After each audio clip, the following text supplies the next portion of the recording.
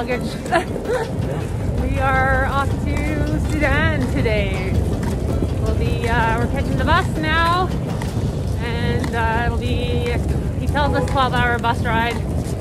We're thinking it's probably more like 16, but anyway. Either way, it's going to be a big journey, and it's okay. We're happy. We're thrilled to say goodbye to Egypt. Yes. Definitely hasn't been our favorite country in the world, and yeah, almost maybe the opposite. And we unfortunately didn't get to see any major rooms this time, but we're gonna come back when we have a big budget. I think that's the best way to do Egypt. It's a difficult country to get around in when you're trying to do it on the cheap. So yeah, we'll be back. Two requirements we needed to enter Sudan was a visa that we got from the Sudanese embassy in Aswan and a negative PCR test, which we got at the hospital. So we're at the bus station in Aswan waiting for a bus to Sudan, and they asked me if I wanted tea, and I said yes. And then they asked me if I wanted Sudanese tea or Egyptian tea, and I was just like, well, what's the difference? And they're like, well, it's a little different. So here I am, first time trying Sudanese tea.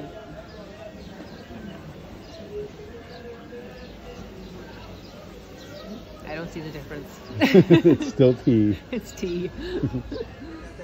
Hey guys, so we're just sitting and waiting at the bus station. They told us to be here at like 9:30, and it's now, I don't know, 10:30. Who knows what's happening? This is the way things work these places. You just sort of sit and wait, see what happens. So yeah, that's what we're doing.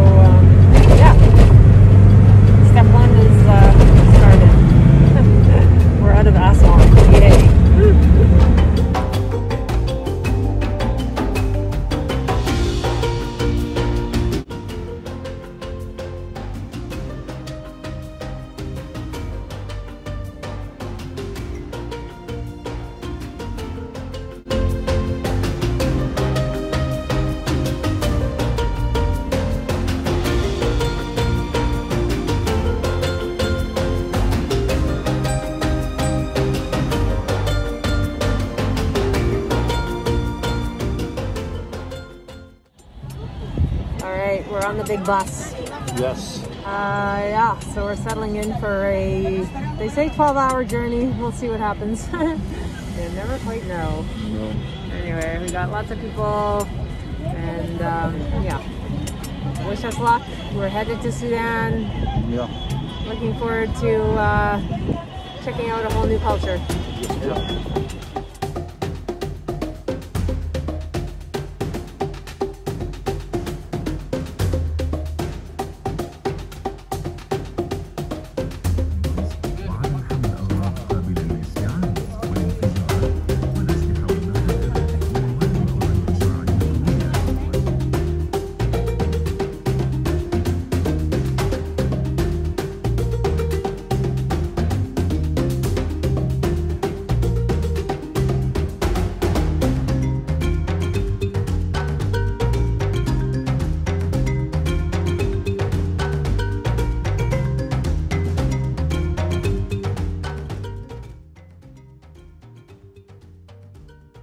Pretty sure we're really close to the Egyptian-Sudan border here, so we're slowly creeping down this road. And man, what a landscape. Just desolate sand for thousands and thousands of kilometers in every direction right now.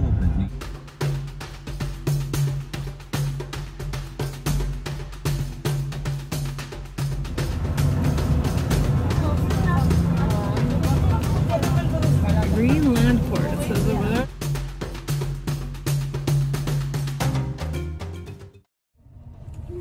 So we're stopped. We think arrived at the border here, and as usual, we have no idea what's going on. So we're just sitting on the bus waiting. I gotta pee so bad. I really want to get off.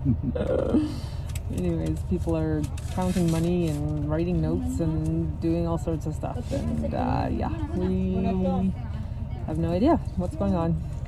Stay tuned. So we just there's a lady sitting with a little book writing everybody's names down and collecting 120 Egyptian pounds each, which is $10. So we think that's the price to get into Sudan. So yeah, which we kind of planned for. So we'll see. We'll see.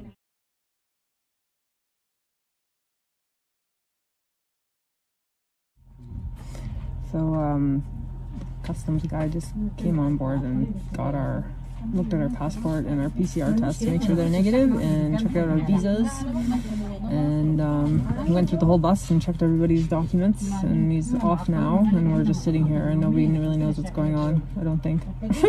Especially us. All I know is I have to pee. We're hoping we can pee soon. Alright, we have entered Sudan. Yay, hey, and I think we can go pee now.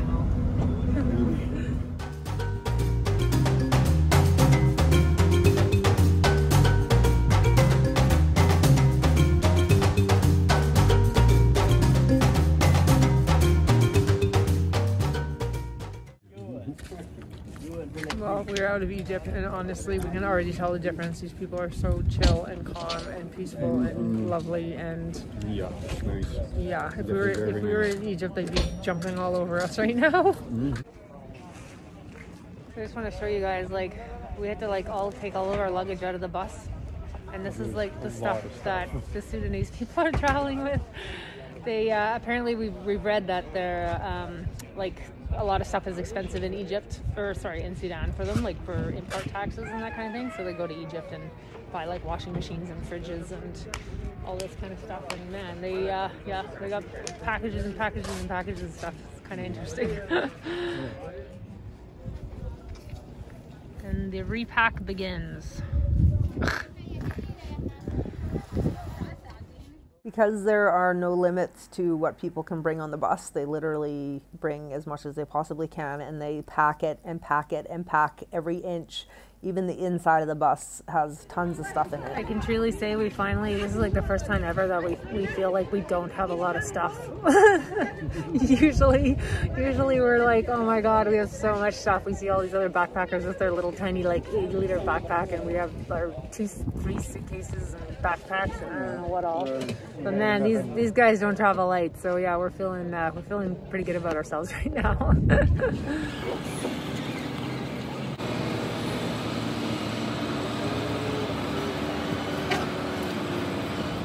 Hey guys. Well, So it's like 5:30, I think, and we got here to the border at like 2:30, we figure. So yeah, it's been a while. Everyone's putting their stuff back on the bus, and we're getting there. I wish I had been videoing because Chris had to load our suitcases through the back bus window. We're just waiting for everybody to get back on board, and I guess we'll be out of here soon. yeah. The bus driver told Chris that we're stopping for food on the other side, so I don't know what that's going to happen now, but yeah, hey, we have we'll see. no idea when we're going to get to Karthoum. We're heading to the capital city, Karthoum. Yeah, we have no idea. Not one. No clues. So yeah, as I said, there's stuff inside the bus and even along the aisles, and every time people have to get on and off, they jump over people's bags that are on the floor, which is quite entertaining.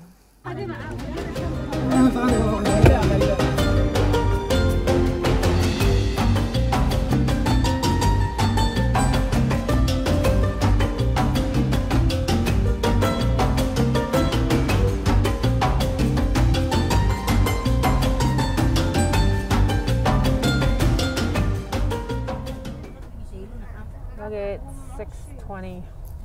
We might actually be leaving now, where the bus is moving. So here's to hoping. No, we've stopped again, so we'll see.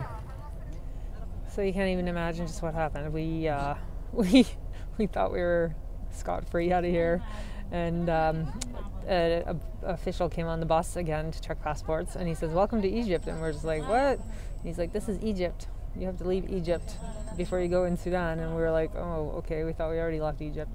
Anyways, turns out the place that we sat for like 3 hours while everyone was farting around with their luggage, we were supposed to fill out a form and get our passport stamped, which I went in and I saw people filling out forms, and I asked a guy, I said, are we supposed to fill that out? And he said no. So I assumed it was just for people from Sudan, so we just didn't bother. And then we got on here, and then we were almost out the gate, and the bus had to like turn around and go all the way back, and we were like in there for half an hour chitty-chatting with the Egyptian guys, and they were all laughing at us. They understand that we really have no idea what's going on. So anyways, we're back on the bus, and now I think we're waiting to go into Sudan maybe, and it's like 5 to 7. So we've been at this stop for 4 hours. Yep. 4.5 hours. Okay, so wow, holy smokes. So the last time we checked in with you guys, we thought we were just gonna like drive on out of here, but nope, we were still having to cross the Sudan border, so we still weren't even at the Sudan border. So we all had to pile out of the buses with like our personal belongings, but we left some stuff in our seats, and we had to go into this place and get our passports checked and They had to like check our visa. Of course, we were like holding up the whole crowd, but we didn't really matter, because when we came outside, the entire inside of the bus had been like emptied out onto the sidewalk. All the luggage. So all the stuff that they searched in on the Egyptian side, they have now emptied all of that out onto the sidewalk, and we had to like go and scramble through the pile to get our stuff that we had like at our seats on the bus. Like we had like our passport and wallet and like all the really important stuff with us, but we had left like a couple of backpacks that we had at the seat. So we had to like scramble around and get those, and hopefully now we're just watching to make sure that our actual luggage gets transported, like our big bags, because they were out on the sidewalk still. We're not sure if we have to go get them and bring them back to the bus or what's happening. So anyways, so I don't know, we're going on hour 6 or something here at the border. Good times. Okay, update, Chris has gone back to get the big bags. I think everybody's coming out with big bags. So behind those gates, everybody's like putting their big bags on a counter, and some guy's looking at them. And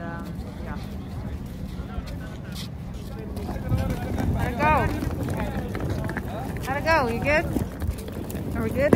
We're good. Oh my god. We're in. Wow, check out that full moon up there. Woo.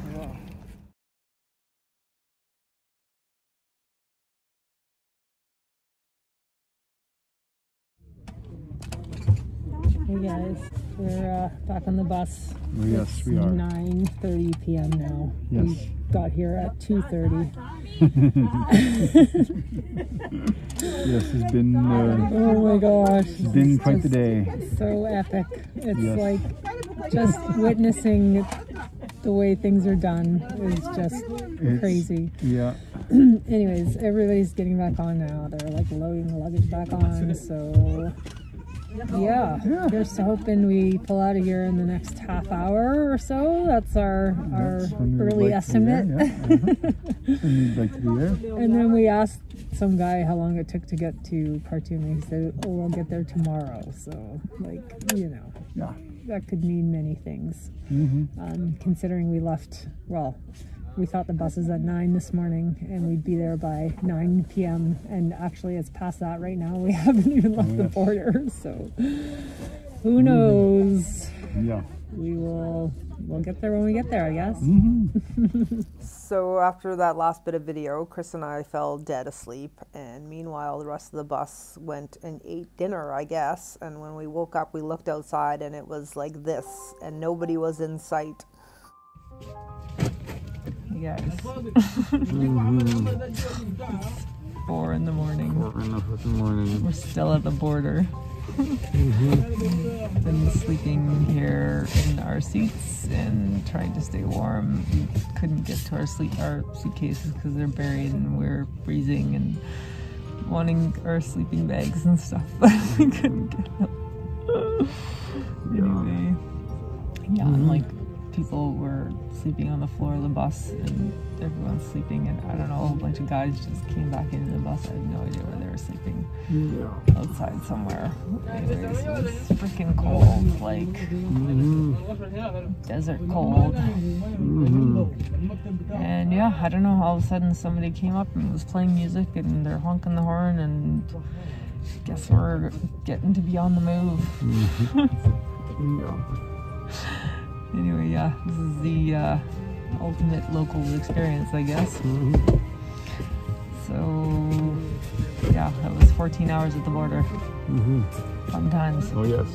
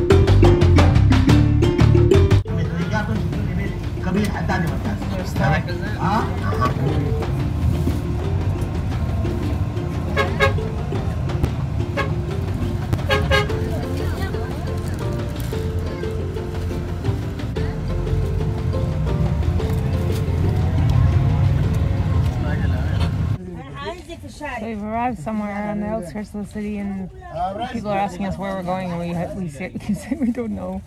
So they said just to stay on the bus. I guess they'll take us to a hotel. So this is what we're doing now. And so a bunch of people are getting their stuff off. And yeah, Chris is chatting back there, practicing his Arabic.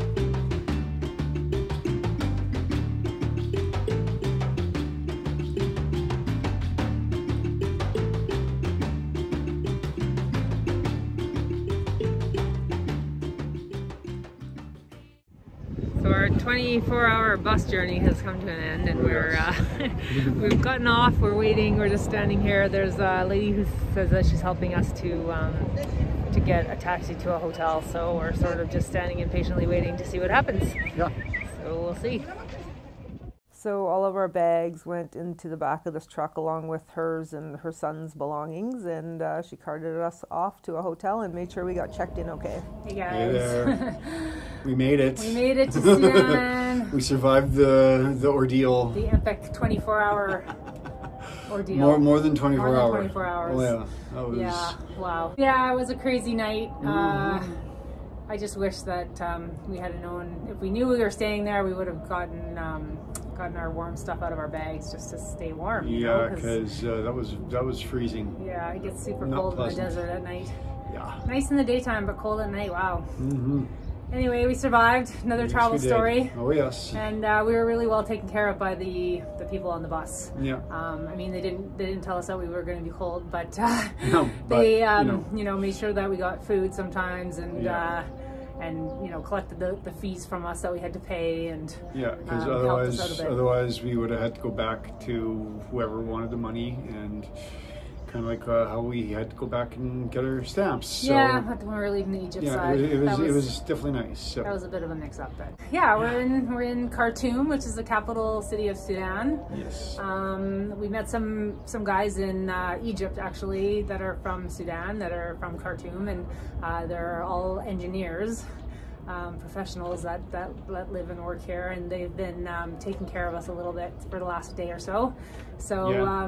We have a good contact. We have a place to stay for now. We're looking to hopefully getting an apartment for a month. Our visa is good for 60 days, so yeah, we're gonna be here for a little bit at least. Yeah, we'd like to hunker down and just settle into one place and work on our projects for a little bit. We've been very sort of scattered throughout Egypt, and not really having a solid place to work on our projects. So yeah, we're hoping that Karthoum can provide that for us. And then yeah, we don't really know what's after that. There's some pyramids around here we'd like to see. Yep. And there is Port Sudan is supposed to be really neat. It's the port on the Red Sea.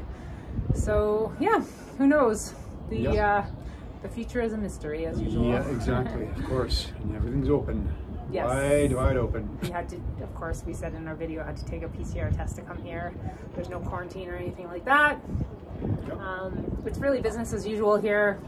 There's only 24,000 documented cases, I guess, and of course, you know, a lot of people aren't getting tested because it costs money and that kind of thing. So it's possible that the virus is hitting a lot more people, but it's just sort of washing over them. But in general, people just they're just not concerned. You know, we ask them about how they feel, and they just don't give it any energy. They just, you know, it is what it is. If it hits them, it hits them. They just don't control that, and they realize that, and they just get on with their lives. So we keep socially distancing and doing the normal precautions that we usually do. Yeah. Doing the best we can. Doing the best we can to be safe, and you know, not interacting with too many people if and when at all possible. So yeah. So yeah, we're happy here. It's definitely Africa. Yeah. We have electrical problems and plumbing problems in our hotel room, but that's all kinds how it of goes. issues. But well, the Sudanese people are lovely. They're super lovely. Yeah, we've noticed a huge difference with the Sudanese people over the Egyptians. We walk down the street, nobody really pays us. I mean, they stare at us and whatever, but we don't get harassed. We're the only white people for miles and miles, but we just don't get harassed, and they're not looking for a dollar out of us like every Egyptian wants money from you for some reason or another. So they just hound you nonstop. So yeah, we're very relieved, and they're such lovely people so far, very kind and gentle. Yeah. So yeah, we think we're going to sink right in here just fine for a little while. Yes. Anyways, we look forward to bringing you some of our adventures from Sudan. We're super excited to be here. Yes. Cheers.